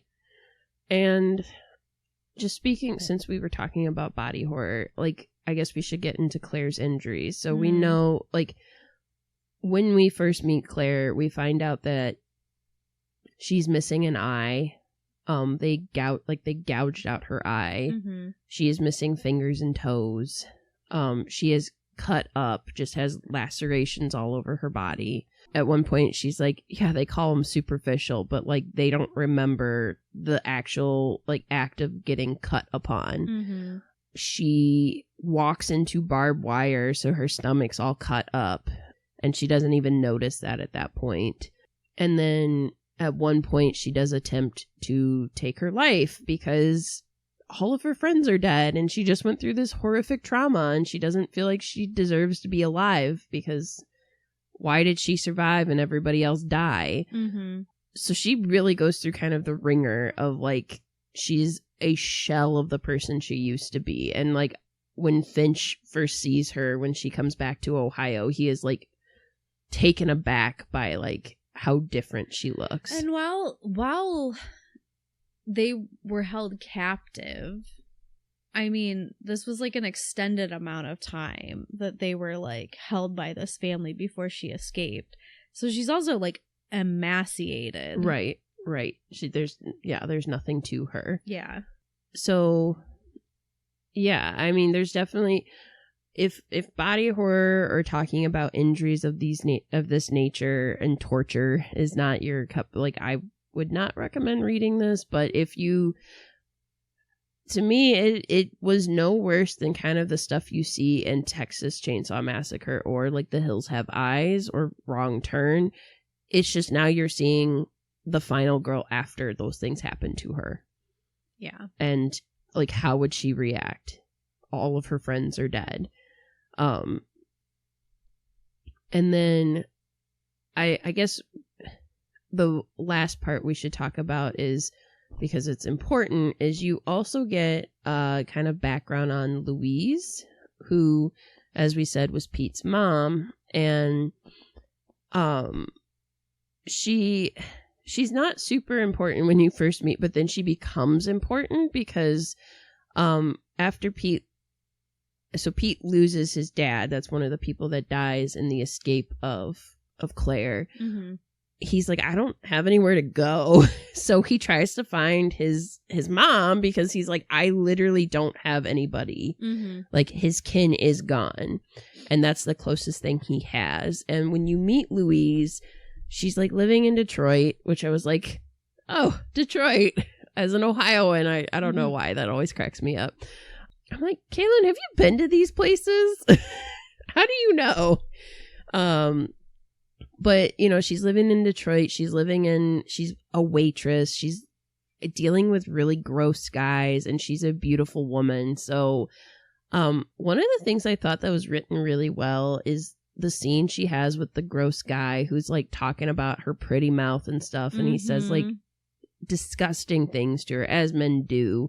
And then she just has this like undeniable rage of like wanting to throw a ketchup bottle and smash it against his head and like pictured killing him. And I'm not saying like I've had that exact moment, but I'm like, I know we have had at least 3 times a week. Like, there are certain people that I have waited on at the library that I am like, I am so viscerally uncomfortable with you, and I'm so angry with how uncomfortable you're making me that like you know, like when I had like the 80-some-odd man that wanted me to read erotica to him over the phone. And like, he would walk in and have a cane. And I'm like, man, I could literally trip you and like hit you with the cane.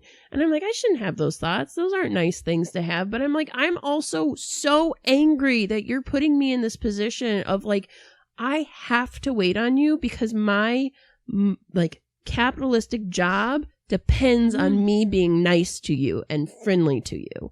And you are taking advantage of that and putting yourself in a position of power over me, knowing that I can't do or say much to you because I could lose my job. Right. And I hate that. I'm like, that such bullshit. Mm-hmm. And I hate, it's always men. It's always men.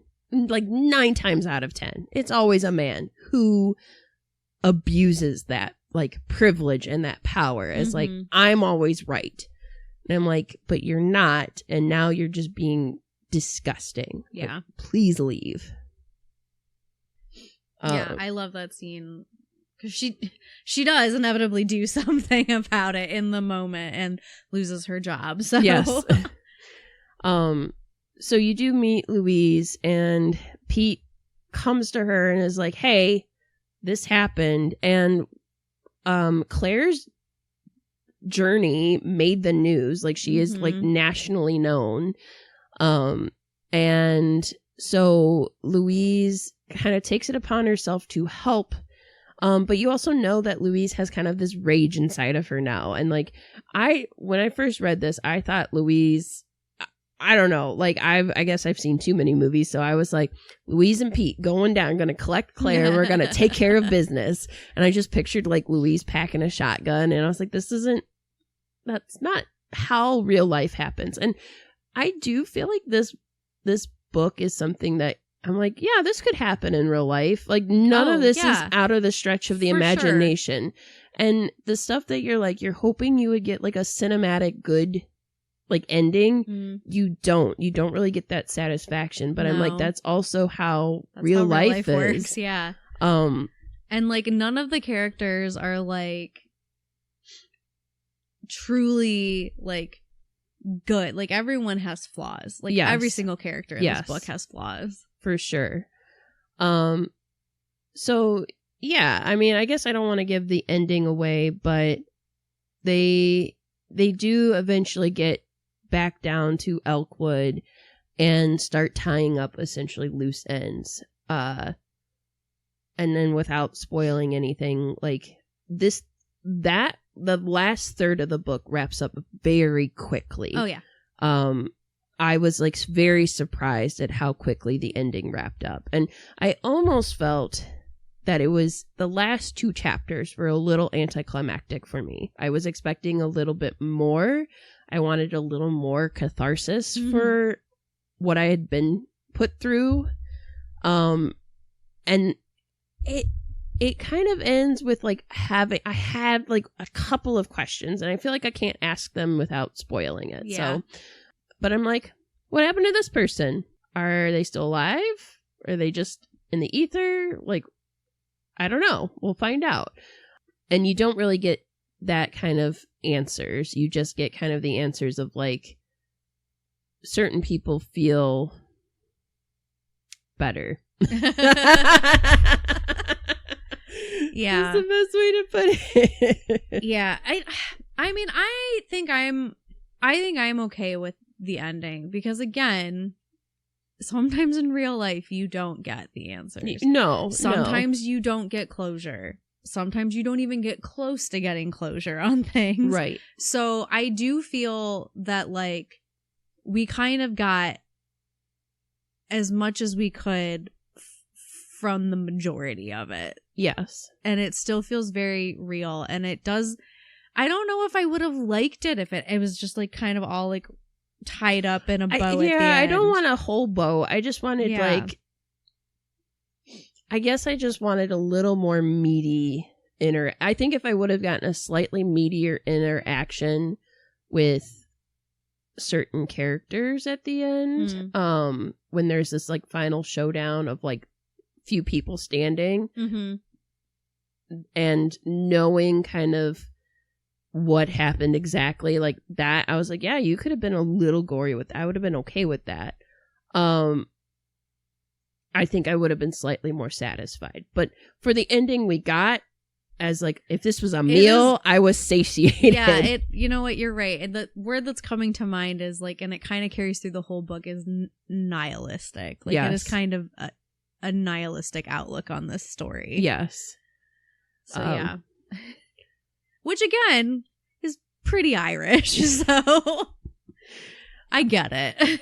Yeah. So I mean, if you want to read this, feel free. As we said, you can read it multiple ways. It is in print. It is an ebook on various formats. There is an audiobook of it. I don't think I could handle the audiobook. I listened to it. Oh my God. I read it the first time just in like a hard copy, and then this time revisiting, I listened to it. But I think there's a lot of interesting things that we obviously didn't get into because spoilers, but yeah, I do think this is one that like we don't want to spoil too much, because I do think it just like hits so different when you're reading it yourself. Like, as we were talking about before, like there's a difference between like us telling you what happened, or like you watching a movie and seeing what happened, and then what you're just like going through as you're reading it, and like and experiencing it. Because like, while you didn't like Kara, I was like, well, I kind of understand like being the person kind of to take charge and be in charge of like of stuff because someone else can't step up. Like, I do understand that, but did I forgive her for like being an asshole to Claire? No, because I was like, yes, you were forced to step up, but you also are not missing all your fingers and an eyeball. Right. And that's also part of, if you're going to take that role of being her parental figure because your mom can't be arsed to do so, like, that's part of being a parent. Yes. Is catering to someone's mental and emotional well-being too. It's like when little kids get frustrated when your parent answers because I said so and doesn't give you an actual explanation for like why something. So it is, you can't just like blanket, no, I'm right, you're wrong, I'm big, you're little, Matilda it. Like, right. That's if you want to take that position of authority, there's other stuff that comes with it, and you're dropping the ball, Kara. Yeah. Also, hashtag Team Finch. I like Cut Finch. him some slack. I like Finch. I think I like him a lot. I like Louise a lot. Those were probably my two ultimate favorite characters. But Bo comes in a very close second. I just want to be friends with Bo. Yeah. He's a cool guy. As he's eating Doritos. Yes. Which, Kealan Patrick Burke, thank you for like describing Doritos, but also describing Doritos in the scene. I was like, Bo, is this appropriate? Is this an appropriate time to be eating Doritos? Yes. Because I'm like, I am grossed out because you're describing them perfectly with like the orange dust and everything. He's but cultivating a vibe, Beth. But get on board. I just think of too, like, Doritos have such a smell to them that I'm like, there's a lot happening in this scene, and you're just like, crunch, crunch. Let me wipe it on my pants. And I'm like, don't wipe it on your pants. Those orange stains are never coming out. Oh my god, that's like my guac stain on my pants. I used a Tide pen and it's just there. Like, it didn't come out. It did not come out. I knew it was going to happen too, because I specifically grabbed the Tide pen out of my bag this morning when I was leaving. Because I was like, oh no, like you ordered a breakfast sandwich. Like, you better take that, because if you don't, something bad is going to happen. Oh no. And then it happened. And as I was driving and I took this bite and I just felt this like plock on my leg. Oh. I went, are you fucking kidding me? As I'm driving on the highway. So, you know, sometimes it happens. Sometimes you just gotta wipe the Dorito dust on your pants. So, yeah, if you would like to read a very, like, when we talk about horror novels, this really highlights all the types of horror you could experience. It is like a very slasher genre type of horror. So if that is something that you are interested in, please check out Kin by Kealan Patrick Burke. You can also follow him on social media. He posts a lot of pictures of his dog on Instagram. Let us know what you think of it. Let us know if you had the same reactions. And once you read it, let us know about the scene. Yes, you'll know what it is. You'll know. You'll just know. Like, once they start talking about maggots, you'll know. Oh, God. So, yeah, let us know. And, I don't know, is there anything else you want to add before we wrap up? Thank you for joining us on this 2-hour excursion. I think this is maybe the best we've done without spoiling too much stuff.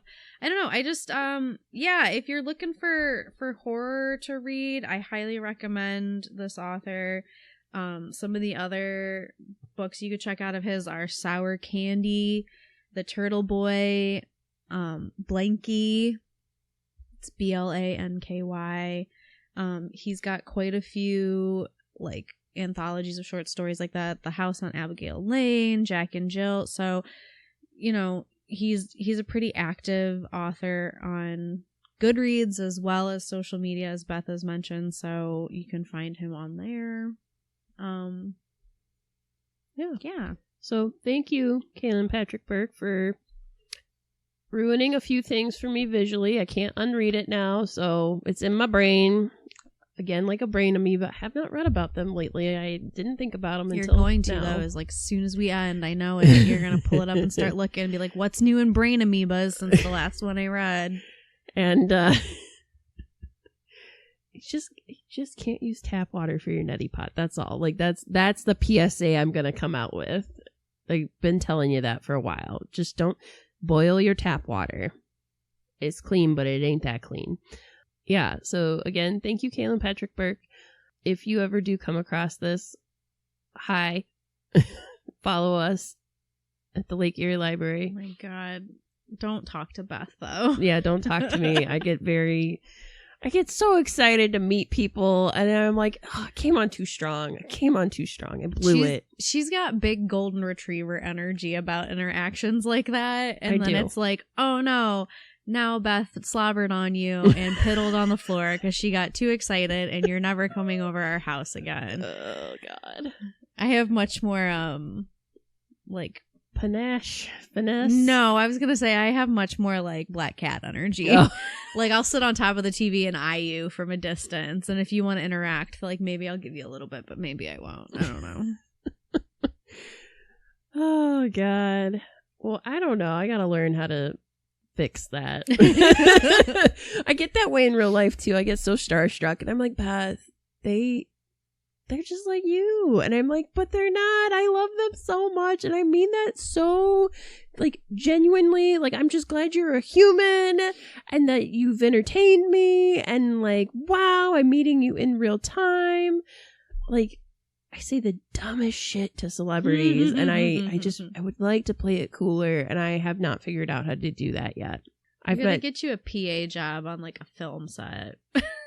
Maybe, yeah, maybe if I worked for them, I'd probably be like, these guys are assholes. They're real humans just like us. Yeah, we'll get you a job as like an assistant in publishing, and you'll be like, Jesus Christ, I fucking hate all authors now.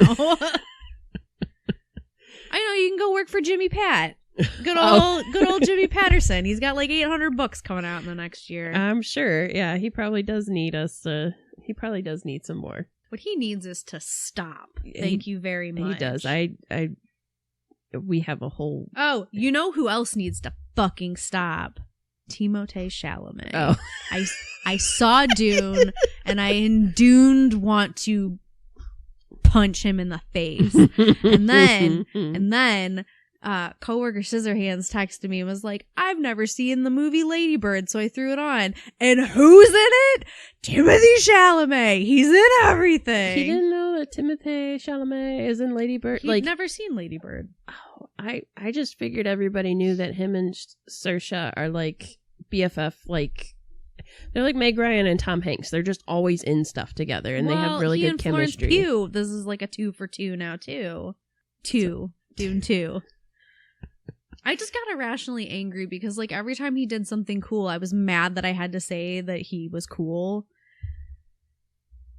Anyway. Timothée Chalamet. I did not go to a theater that had the butthole worm popcorn buckets, though.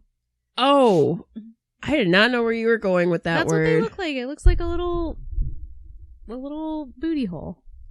The worm. A big booty hole coming out of the sand. Oh, God. But yeah, I didn't go to, I think it was AMC had the popcorn buckets, so I didn't go to one of those. I got no skin in this game. I haven't seen the original one with Kyle MacLachlan. I don't think I'm gonna see this one with Timothée Chalamet. This is not. I don't know. Maybe I'm missing something. Maybe I'm not. We'll see. I got other fish to fry. But I do enjoy this like hate relationship you have, and I'm like, he's gonna end up hearing this one day somehow, and. Okay. I was trying to check just to see if there was any like updates about Kealan Patrick Burke from like his social media, because I thought that I had seen there was like a publication date of something. Yeah. So his novel Master of the Moors has an audio publication date. So it'll be available May 28th of 2024. So you can find that at like Audible or Apple or audiobooks.com or Google Play. So I knew I had seen something recently, but then when I was looking for it, he did have a very like choice threads that he posted that says, Jesus Revenge franchise, I know what you did last supper. Which felt good because, you know, like by the time you hear this, Easter was like a week ago. Yeah. Yeah. So we are a week before Easter still. So yes. Who knows? Maybe there was werewolf Jesus. We don't know. I guess we'll let you know next time. Yeah. All right. Well, thank you guys for joining us again. And as always, stay spooky, friends.